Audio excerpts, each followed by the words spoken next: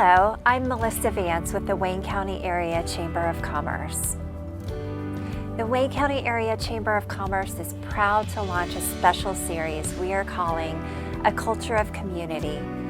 This series is focused on diversity and inclusion in the workforce. Whether a business is large or small, has an existing diversity effort, or is just wading into the waters for the first time, our speakers will help. In our March session, Daryl Gordon of Warrenley Youth and Family Treatment Center will inspire you. In our April session, Dr. Minji Parker of IU East will show you that we all have implicit biases. This is the why. In our May session, Belden's Elle Marc-Charles will show you how they built diversity from the ground up. This is the how. We invite you to lean into this important topic with an open mind and determined to learn something new. Most importantly, look for ways you can make small changes in your circles that will create a ripple effect and ultimately show that we are a welcoming community. Elle Marc-Charles works for Belden out of Portland, Oregon. She first spoke at the Chamber Business Summit in October of 2021. Her journey with Belden shows how they built diversity from the ground up, and we had incredible feedback from our participants. Get out your notepad, take some notes, and jot down some ways you can make changes in your organization. Hello, everyone. Again, my name is Elle Marc-Charles. I lead inclusive culture for Belden. Thank you so much for having me back today to talk about diversity and inclusion, which I am really passionate about. So throughout my career, I have led teams in HR, sales, marketing, operations, and I have seen firsthand the impact of diversity and inclusion within teams and companies as a whole. So really quick, show of hands here, does anyone lead inclusive culture for your company or organization? All right. Now, follow-up question.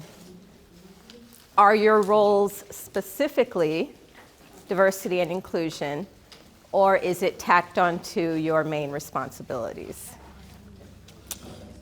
Yeah. If you haven't found out already, you will really soon, that diversity, equity, and inclusion is a full-time job. It builds and it grows. So I think that as we continue to progress, we're going to see that a lot of those roles are going to be independent. I currently only do diversity, equity, and inclusion, thankfully. And even with what I'm doing, it is growing month by month. And we have, for those of you that don't know, Belden is a global organization. So we're in 30 different countries, and there's so much nuance when you think about the US and non-US, and even within the US, state by state, there are definitely different things that call your attention and that need priority. So good for you for the job that you're doing, and it's a journey. It's a great path that we're on. So over the next few moments, my goal is to help you think a little differently about diversity and inclusion. I'm going to share with you a few bits of information, and you may have some questions. I want you to hold on to those. I've baked in some time towards the end, and we can have some dialogue, and I'll address any questions or comments that you might have. Now, while diversity and inclusion, D&I as we call it, has been a part of pretty much all of my leadership roles in terms of being the backdrop to how I operate. It's always been a part of my philosophy. What I've noticed recently is that there's been a mindset shift about what diversity and inclusion means to leaders today. The rules and the expectations are changing. And I believe that the opportunities for our people, for our businesses, for our communities have never been greater. I believe that truly embracing D&I has the potential to drive business growth and success in ways that we have never seen before. Today, I'm going to give you 3 reasons why D&I is no longer just the right thing to do. It is the best thing to do. It truly has become a business imperative. Then I'm going to share with you 4 key insights from my own experience that I hope will help you embrace D&I more fully. So before we get to that though, let's talk about what D&I means. What does diversity and inclusion mean? I know you keep looking at the screen, I'll change it in a second. You know, D&I, you hear it so much today when you think about today versus years back. You would hear it every now and again, and now, podcasts, it's on every website, it's all over LinkedIn. Everyone has a statement and a stance. It's huge. But have you thought about what it means to you as a leader and what it means to your company and your organization? Let's talk about diversity first. What is diversity? So when we think about diversity, in its simplest terms, diversity is all the ways in which we are different, okay? When you think about business and business impact, leaders typically approach in 2 ways. They either use cognitive diversity or identity diversity. So we'll talk about cognitive diversity first. Cognitive diversity is also known as diversity of thought. And this is the type of diversity where you tap into all the different thought processes that lead to high creativity. And so leaders have the intent on building teams of diverse thinkers, okay? So hold on to that one. Next, we have identity diversity. Identity diversity is the facts. This is the demographic breakup of your people, or breakdown of your people.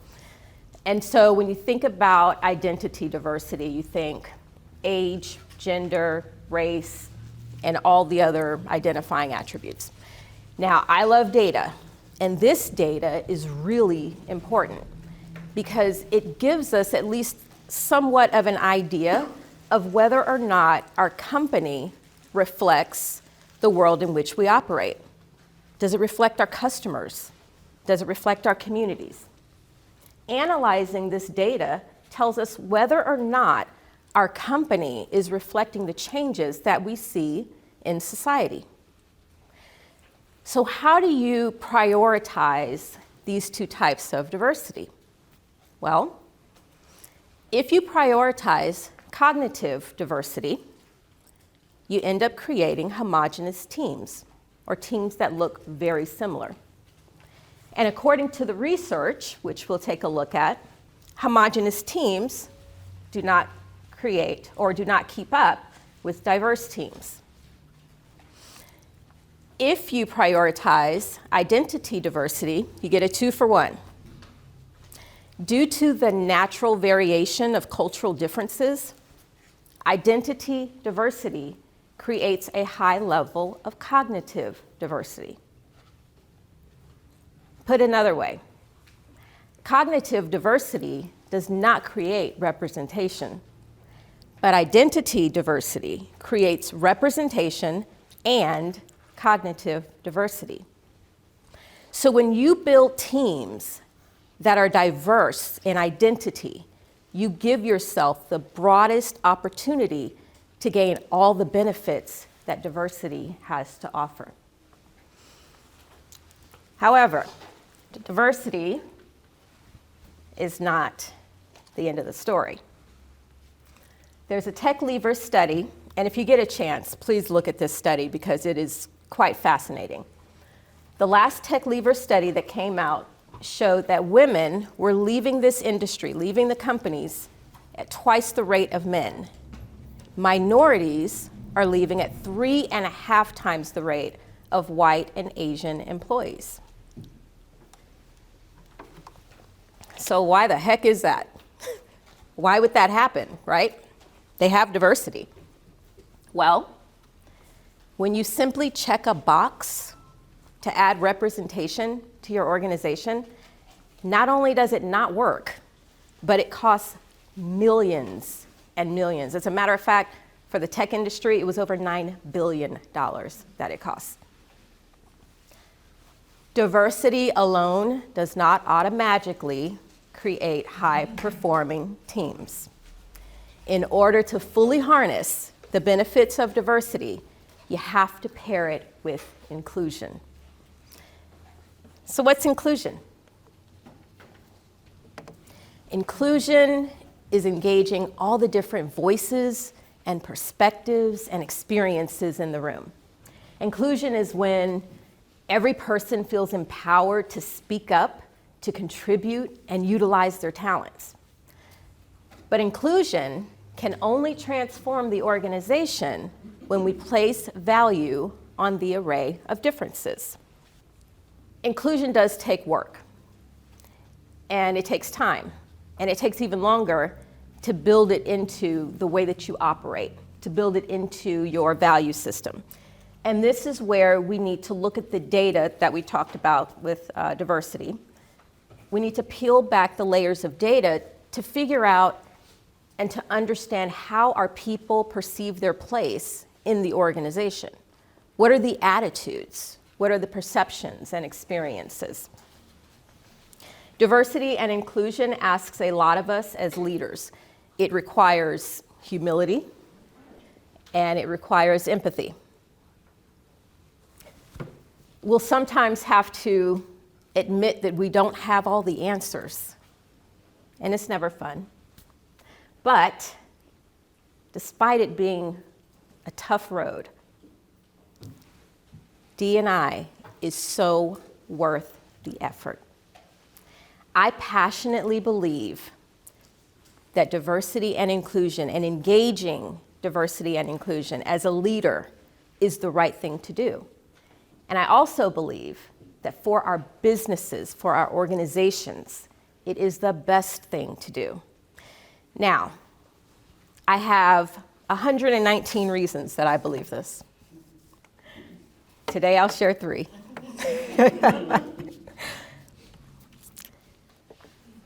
We know that attracting and retaining the right people for our organizations is critical to success.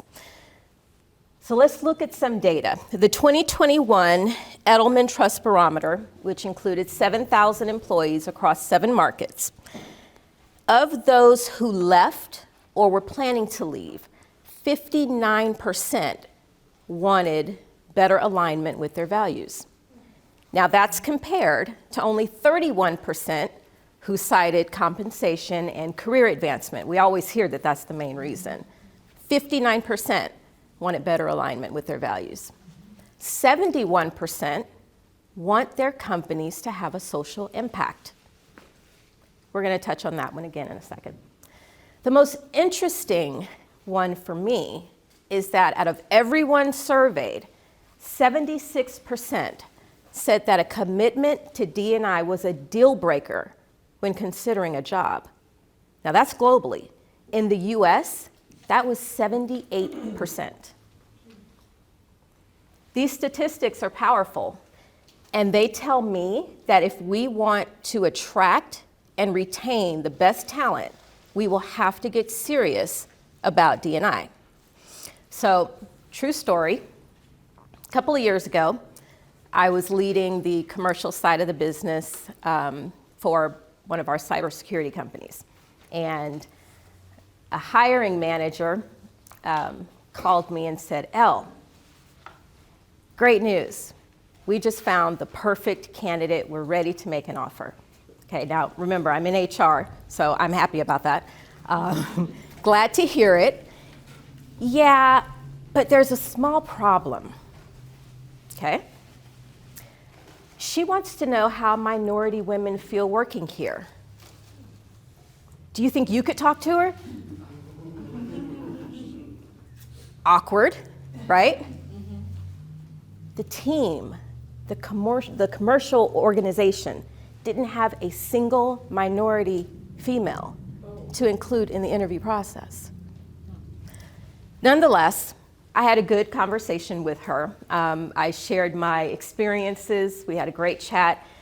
She is a Pakistani American, and she talked about all the different microaggressions that she encountered with her company. to the point that she said, I'm getting by. I don't speak up. There's so much more that I can contribute, and I'm ready to work with a company that values what I have to say, that values my idea. For right now, I'm just getting by. It's the power of inclusion.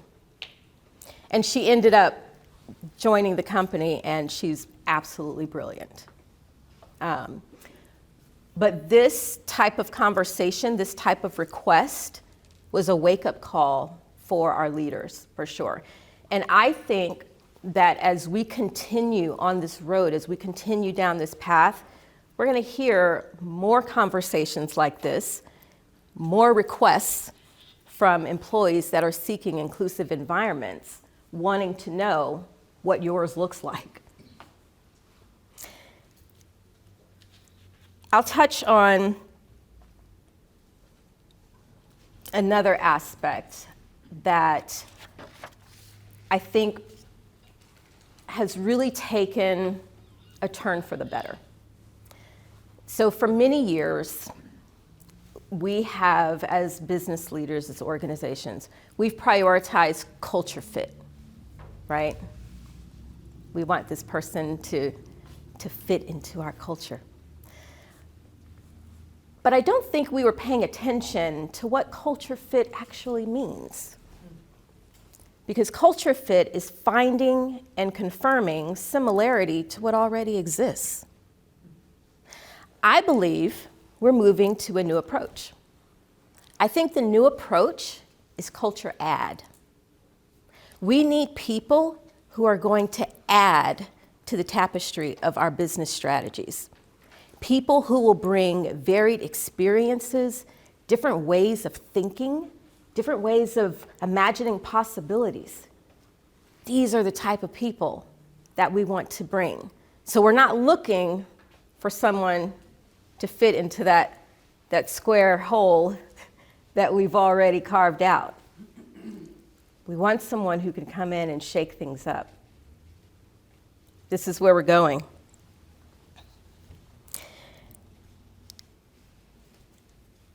I think that as we continue to have these conversations and we continue to talk about culture add, some of the things that may happen, which has happened in our organization, is that you shift from what can you bring to our organization to here's what we have to offer you.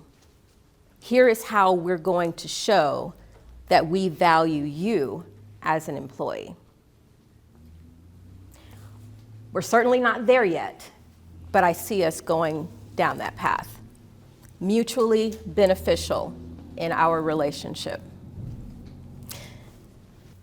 Number 2, the power of D&I today is illustrated in the evidence that shows diverse teams outperforming non-diverse teams.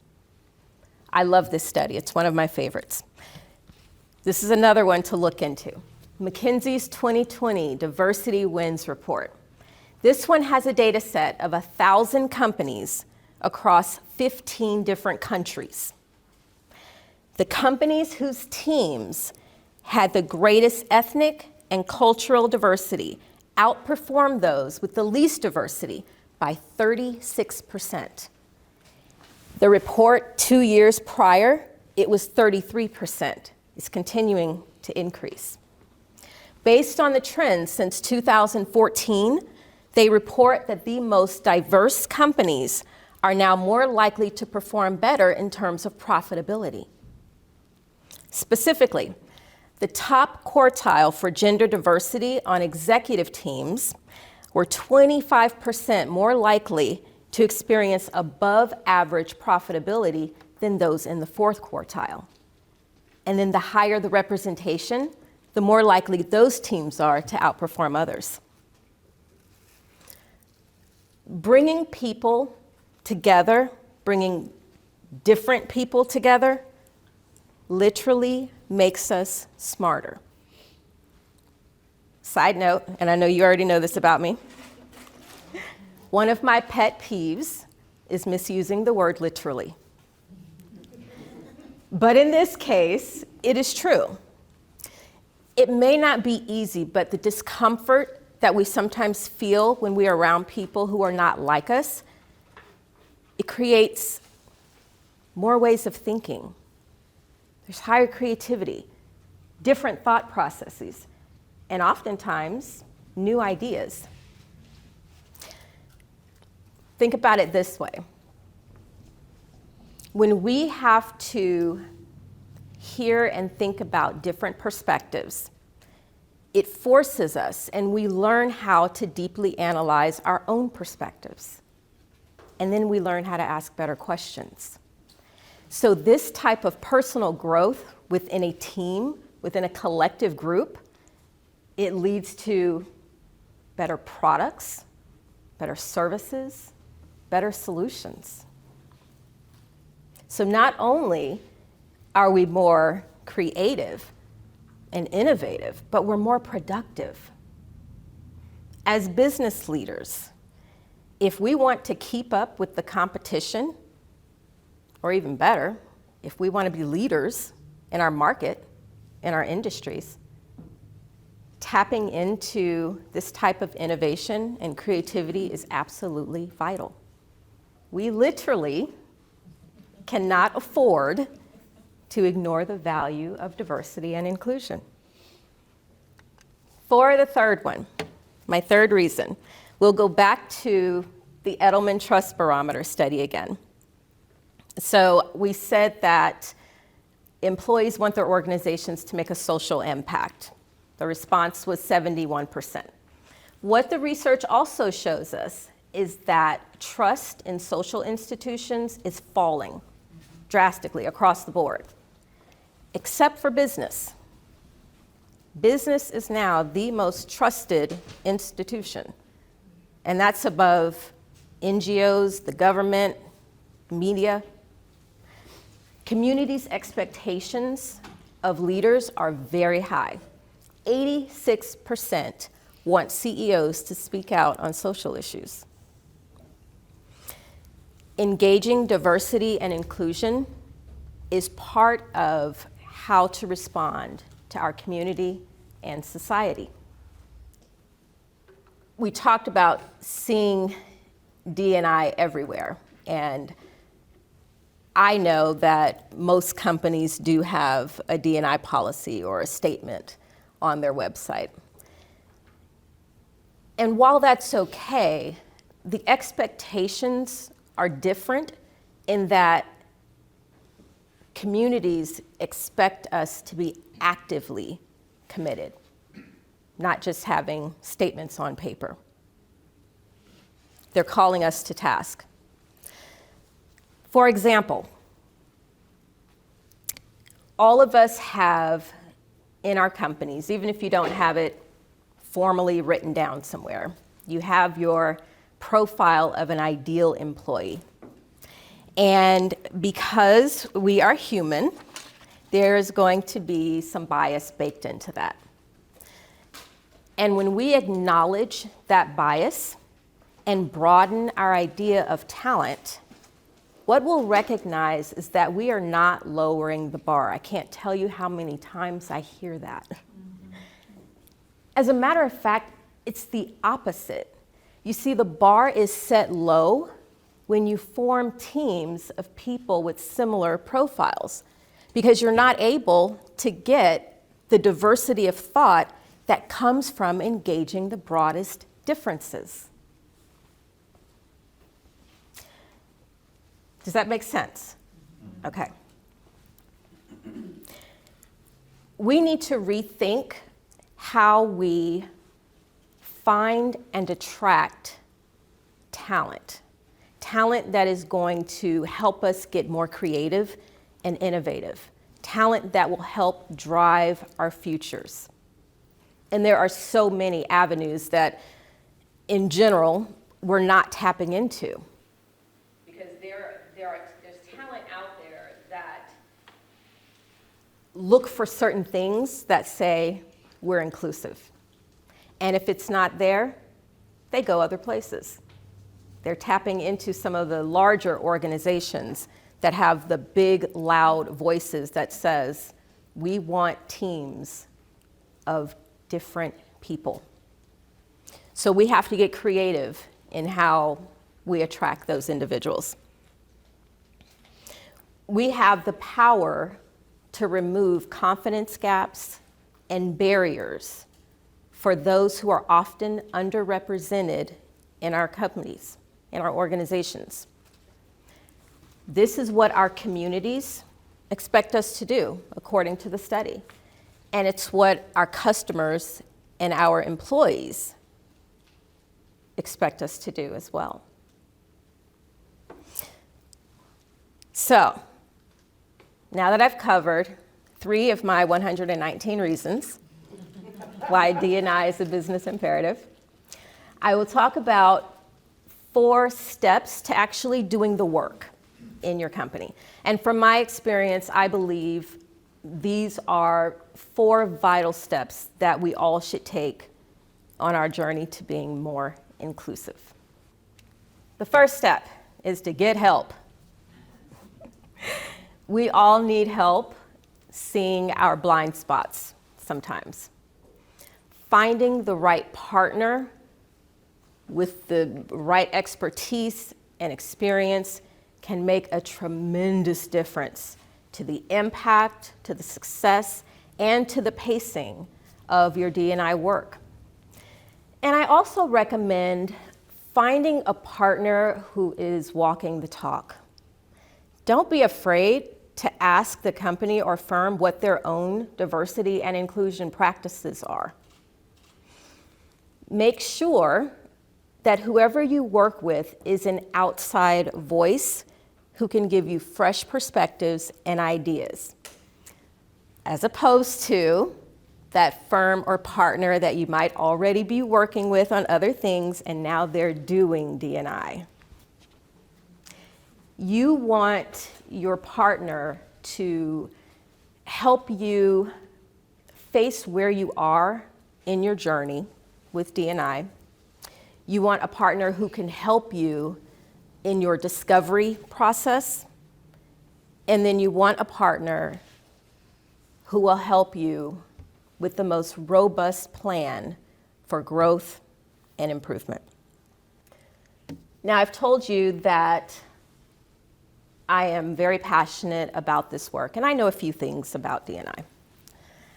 But I am also always in a state of learning because D&I has evolved so much, the landscape has completely changed. And what you'll find is that this is a journey, and it often becomes a personal journey as well. And like any good journey, it's important to know where you're starting. Understanding your starting point will provide a baseline and acknowledge the barriers and the challenges that are currently in your company. The discovery process is really important because it gives us all the information, or at least a good deal of information that we need to start thinking strategically about your roadmap. And that roadmap could be 3 years, it could be a 5-year plan. But you'll want to have all of this information so that your leaders know and understand what the priorities need to be. And as I mentioned, that data that you already have about your people, this is going to come in handy. Peeling back the layers of data to understand what the attitudes are, what the experiences are, is going to allow you to set the right tone and the pace for your initiatives and program. If you already have an employee engagement survey, I know those are really popular, it's a good starting point. But be prepared to need deeper insights into what your folks are feeling. Personally, I prefer to go with a workplace inclusion survey. It's more in depth, and it will certainly tell you what your real challenges and opportunities are. That is my preference. Once we have our starting point, another vital step is to start having conversations about how to define diversity and inclusion for your company. Now, with Belden, when I started, I made sure that everyone knows when I say D&I actually mean DEIBAJ. It's all of it. Does anyone know what the J is? Or what the, oh, very good. What about the A? Access. Yes. Diversity, equity, inclusion, belonging, access, justice. I'm pretty sure we'll have a few more letters. And why do we keep adding on? I'll tell you, I say we like I'm included in that. But people keep tagging on additional letters because things keep getting left off the table. You know, that's how diversity and inclusion started, right? It's like, okay, this isn't enough. Thank you for hearing my voice, but why are women only paid at 60 cents on the dollar? Where's the equity? It keeps building and building. So get an understanding, get aligned on what diversity and inclusion means in the organization, and then meet people where they are. And everyone is going to be at different stages. There should be no shame, blame, or judgment in this work. We are where we are. What matters next is what we do. And the next thing that we should do is to start having conversations. Set the tone for people to listen, learn, and talk about their experiences in the workplace.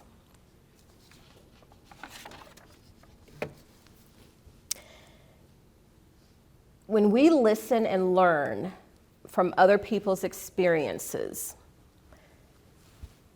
it is very important to keep an open mind.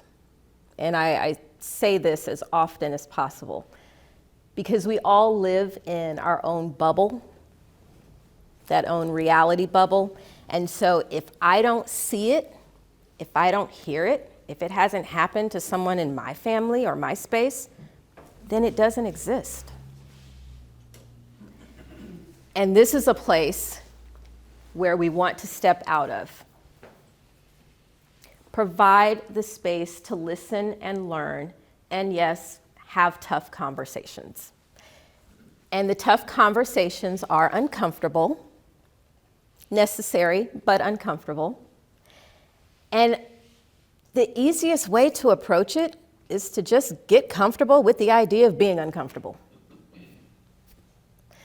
It is very often when we are most uncomfortable that we're also the most innovative, we're the most creative, and the most successful, right? Discomfort is the most powerful driver of innovation. Think about all the examples we have in history. Shoes, the chair you're sitting on, the automobile, there's Instacart for me. So get comfortable. The fourth thing is, in addition to dialogue, we need education on bias in our organizations. And everyone has bias. Being a leader doesn't make you immune to it. It's part of the human condition. But it's our unconscious biases that we need to admit to and address.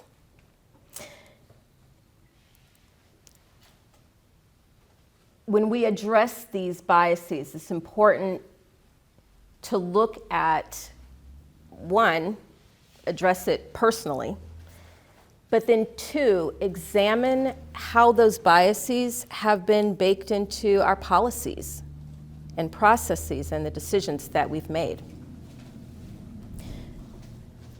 It takes time to do this, and it does take a little more time to bake it into the way that you operate.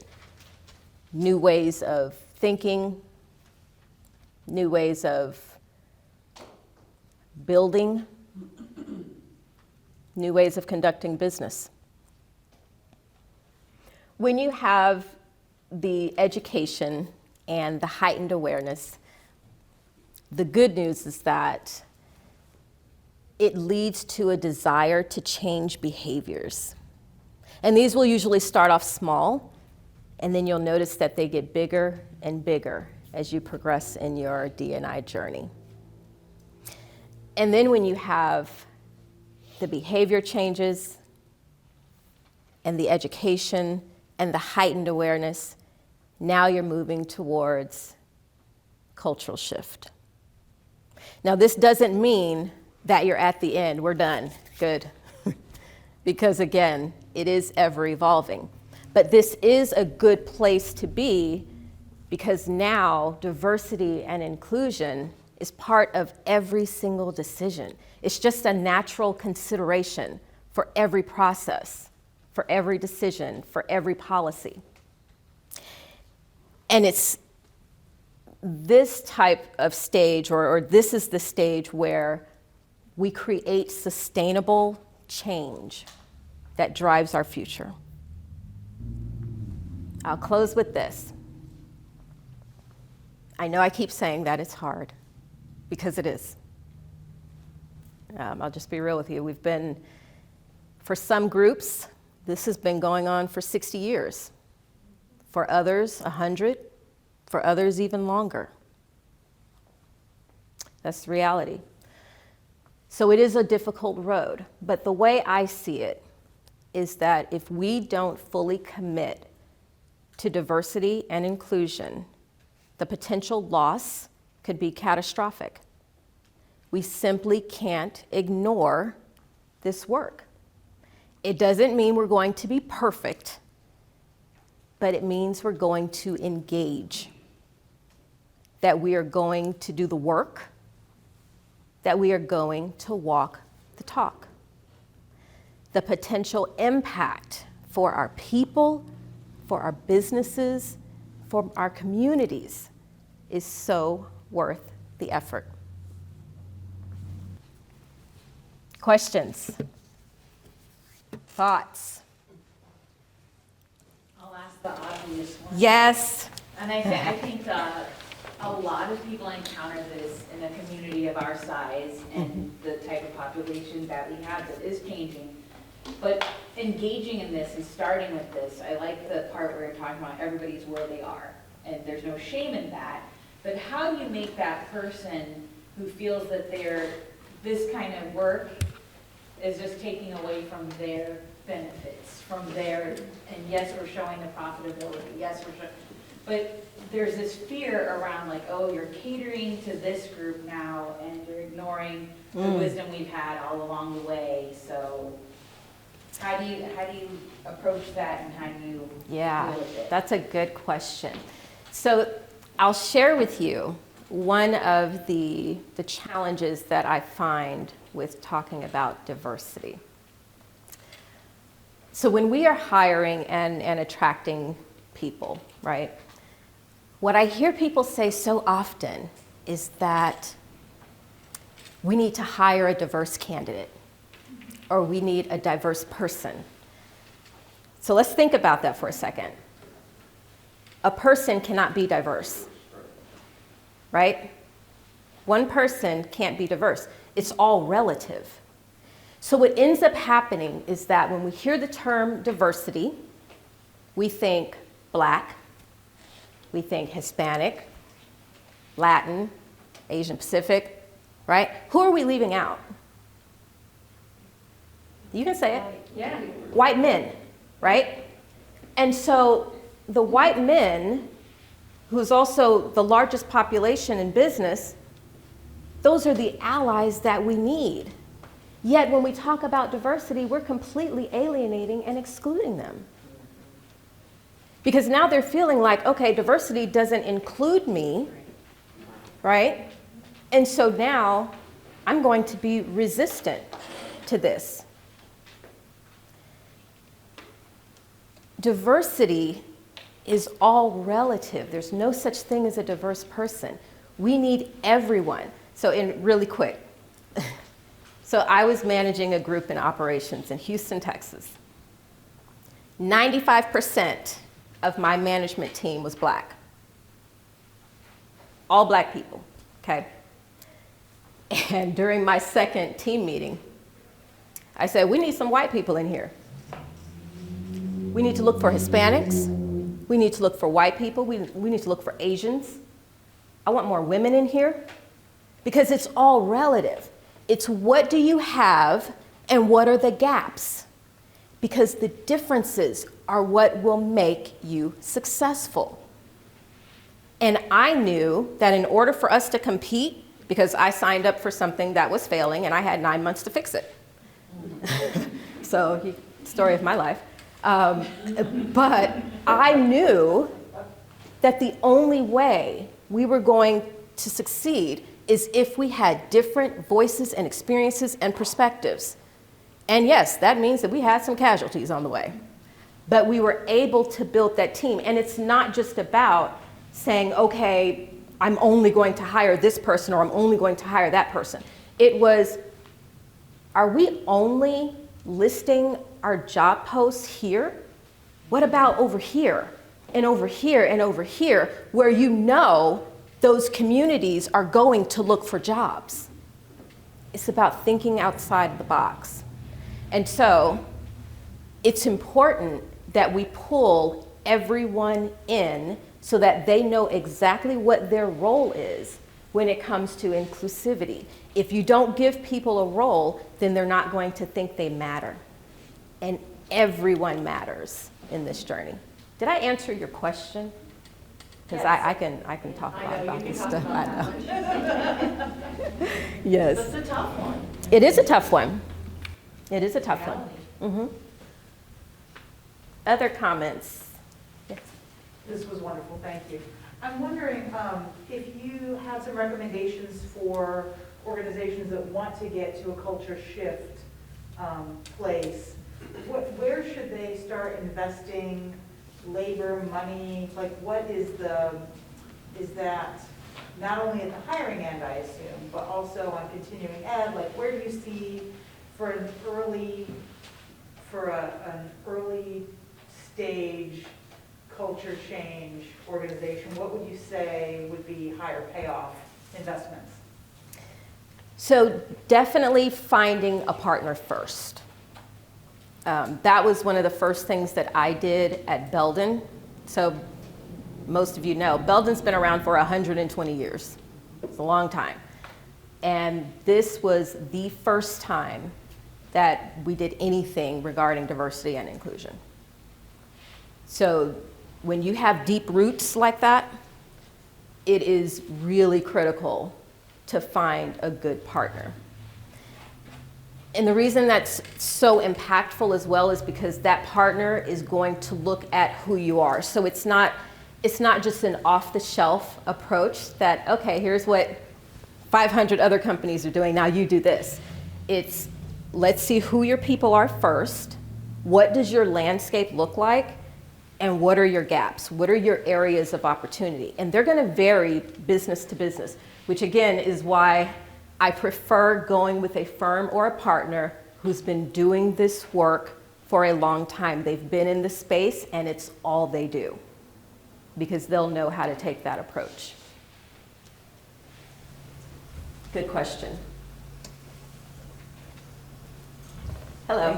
Thank you so much. My name is Yvonne, and I wondered if you could speak a little bit more about including white males in our circle. For me personally, I have found that it's easier for us to start with the moral and the ethical commitment, because they do have the ability and the resources. But if they're not willing to have that conversation first, that lets me know that they're not a partner that can be incorporated into the work. So what are your thoughts on that? Yeah, I think that what works best is that you include allyship as a program or a group within the company. So what I mean by that is, especially if you know that the white men in your organization are having challenges The moral imperative is good, but I'll be honest with you, there's a convenience tag on it. The moral imperative usually comes with, I'll do things when it feels good, I'll do things that are comfortable, and I'll do things when it's the right time, kind of like volunteering. Right. And so that's why I really push the business imperative, because in business, that's what we talk so much about. We talk so much about the bottom line. How is this going to have a direct impact on my business? And so if you start to speak in those terms of how it's going to benefit them, whether they are in finance, whether it's the CEO of the company, they have to be able to make it resonate for them and their experience. If you set the stage like that, you get the buy-in and you bring them along the journey, then you won't have as much resistance. It's not easy, but it is very possible. Everyone has to feel like they understand their role. Thank you. Hello. Hello. Earlier you had mentioned about workplace inclusion survey, to look at that versus an employee satisfaction survey. Do you have one that you like, that you use, that you'd be willing to share, that we could morph for our own organization? So the workplace inclusion survey that I used was one that our partner developed. And I don't think I can share their name, but maybe I can share the partner that I'm using. I'll talk to you about that. And they have, what I love about it is that it's short. They're usually around 25 questions. But the beauty behind it is all of the questions are designed around the person. So it's not, my CEO is great at communication and my manager does this. It's not geared around that, but it's more towards, I feel like I can speak up in all of my meetings. I feel like my teammates understand my voice and my opinions. So it's really getting the perspective of every person on the team. And then they break that down by department, by location, by whatever breakout groups you want to use, so that you truly know what's happening here.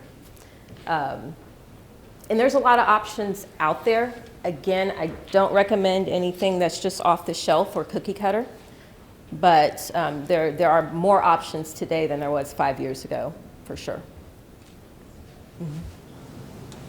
How often do you recommend surveying your employees? I mean, and there's some relativity there just from the sheer size of your company and the amount of turnover that you may have. You may have a lot more in and out and new employees coming in versus if you're a real small shop, you may only have 2 or 3 people, so doing it every 6 months or a year, I don't know. Maybe it doesn't matter the size. So my recommendation is no more than every 2 years, just because of the time that it takes to even have an impact to make some of the changes. A lot of people think that, when you hear diversity and inclusion, you think hiring. It's all about talent acquisition, but it's way more than that. There are so many things. I had someone from one of our sites in Germany where they said, we're offering certain products that have these indicators, and the indicators are in green and red, but there's no actual icon. What do we do if we have a customer who's colorblind? It's thinking about stuff like that. It's about your products and the services. For those of you that haven't looked into the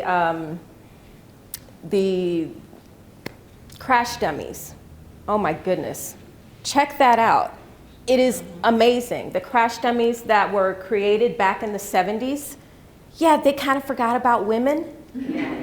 And so today, because of those decisions back then, today women are 10% more likely to die in an accident, a car accident. We are 45% more likely to have injuries, sustain injuries from car accidents. And it's mostly related to the neck and spine. And why? Bone density and all that tech stuff. But it's because there were no women. There were no women on the engineering team way back when that said, hey guys, maybe we can, we're built differently. So when you talk about diversity and inclusion, it's not just about hiring. We're talking about life and death situations here. Thinking about the people that you're serving. Are we doing the right things? Hello.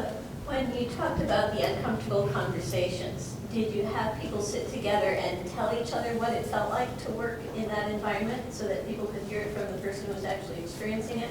Or what did those conversations look like? So typically the way that you can approach the conversations is to, yes, have like a fireside chat. That's what we like to call them. Most of ours are virtual. But you have the fireside chat and you have a topic. So you're facilitating the conversation so that there is still some control, but you have that topic, and whatever that topic is, you allow everyone to speak on it. And you set the parameters, you set the boundaries, but they end up being really enlightening when all we're doing is talking and listening. There's no planning, there's no, okay, now what are we gonna do to solve it? That's not what we're talking about. We're listening and talking. That's it. When you set the stage like that, people are usually a little more relaxed and engaged.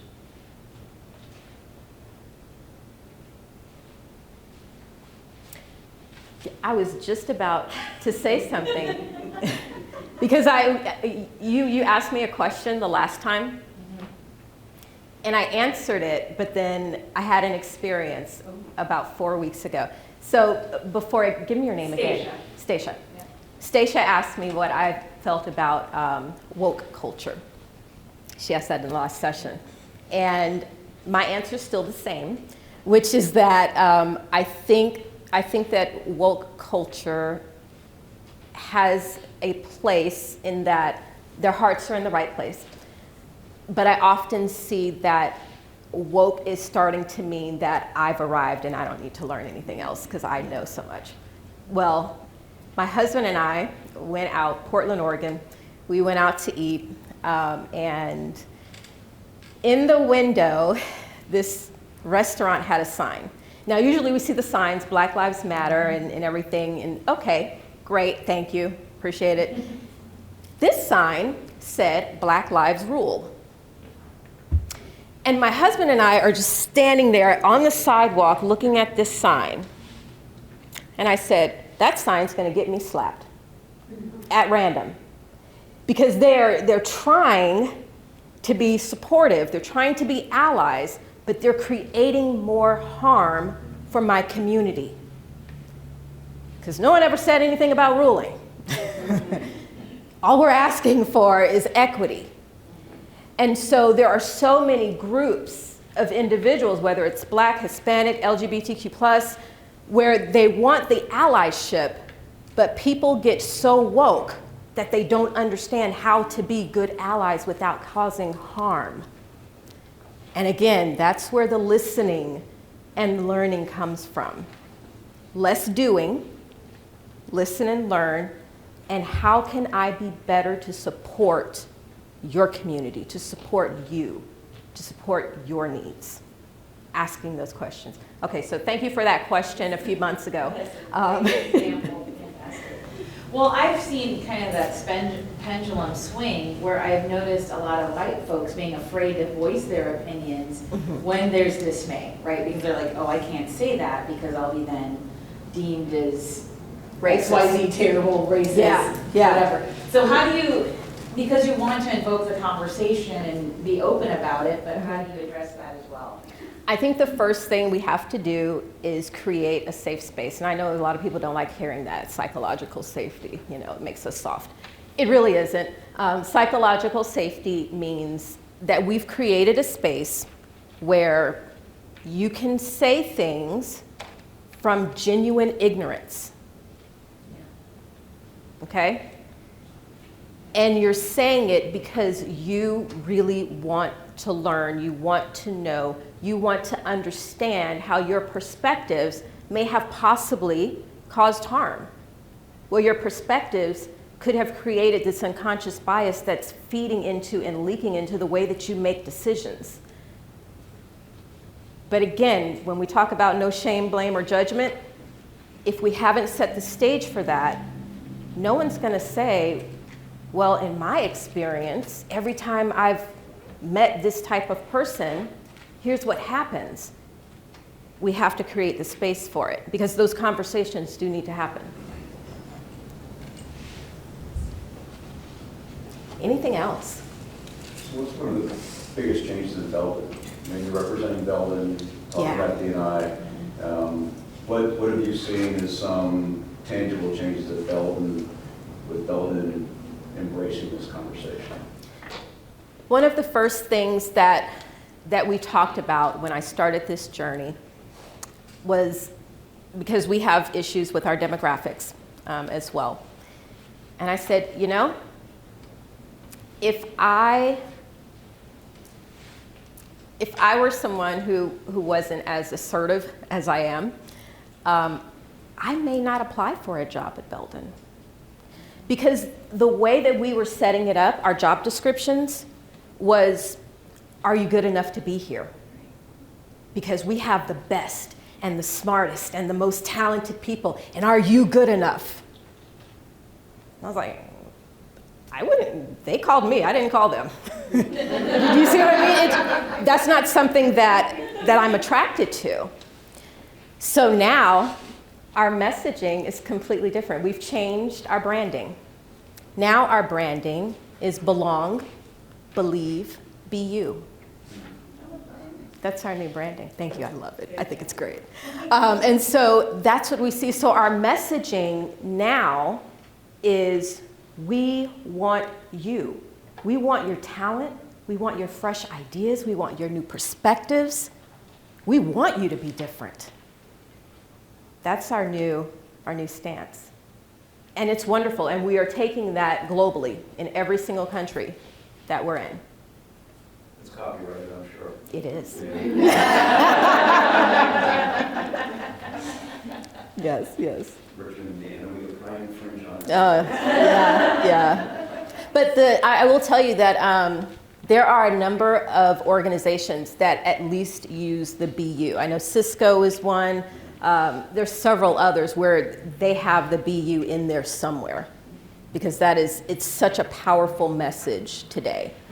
Authenticity is huge. That's what we want. And that's when people feel like they can contribute. So, and I'll touch on a really quick one.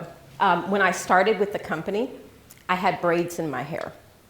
And when they said, okay, we're gonna move you out to Oregon, I was like, oh my God, I had to take my braids out. I had to go out and buy a hot iron, and I'm sitting here pressing my hair because that's what Black women, unfortunately, had to do for many, many years to fit in.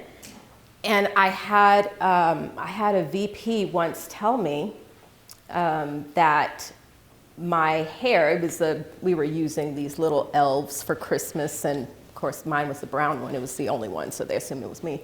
But I said, you know, I couldn't find the hair, you know, like an afro kind of hair. And this VP, who's no longer with the company, but this VP said, oh no, that's too far. Is it? So I washed my hair, I put my curling iron away, and I got bigger and bigger every single day. And from that moment, I said, I'm gonna wear the natural hair that grows out of my head, and I'm not straightening it for anyone. Take it or leave it, this is me. Love you, Belden. And you know what? It's been fantastic. Authenticity made me feel like I was part of the team. My voice got louder somehow. But I started to contribute a lot more because I wasn't trying to fit in to anyone's little hole. Attitude and behavior is culture shift. I saw that. Yeah.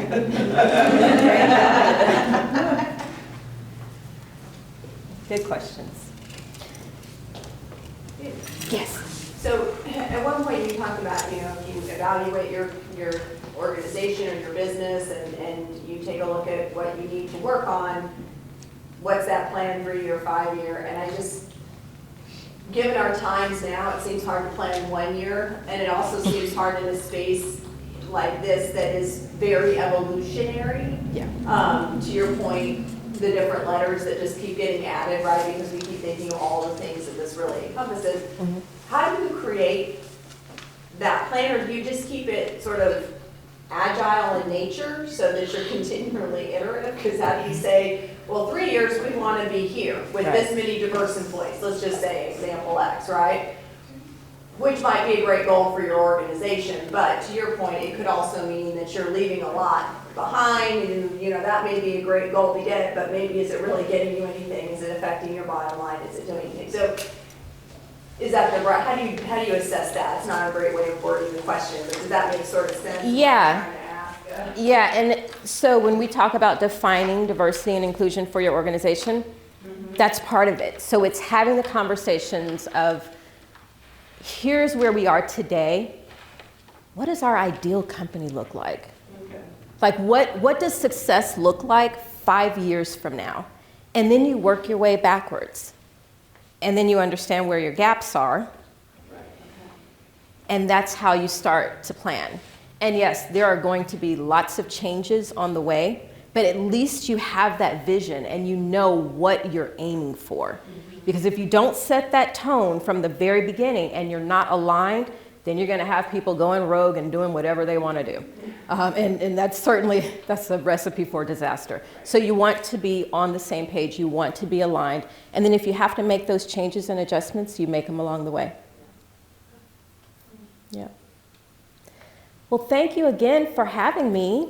I enjoyed being with you.